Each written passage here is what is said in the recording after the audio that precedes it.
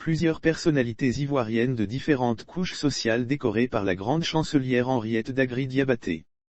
Des commis de l'État en exercice et à la retraite, des artistes que des journalistes, des hommes et femmes de la société civile font partie des 97 personnalités décorées ce jeudi 17 mars 2022.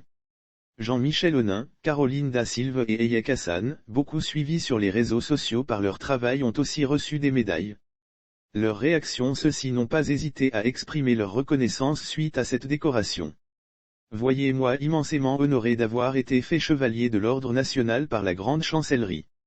Cette distinction qui m'émeut au plus haut point génère ma profonde gratitude à la République de Côte d'Ivoire. A déclaré Jean-Michel Onin sur sa page Facebook.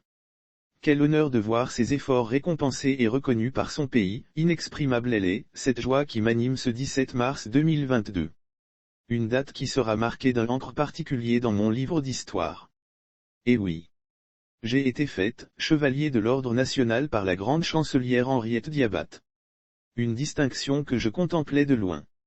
Quel honneur de voir ses efforts récompensés et reconnus par son pays, a écrit Caroline Da Silva, animatrice de l'émission ce midi sur la chaîne nationale, avec beaucoup d'émotion. Lire aussi Fille de Bille à ce midi, Caroline Da Silva déçue, des internautes en colère. Eyek Hassan, influenceur et humanitaire dans l'âme, a aussi remercié le peuple de Côte d'Ivoire. Il faut savoir qu'au cours de cette cérémonie, 97 personnalités, majoritairement des femmes, ont été décorées, ce sont 70 dans l'ordre national dont 55 officiers et 15 chevaliers et 27 dans l'ordre du mérite ivoirien, dont 22 officiers et 5 chevaliers.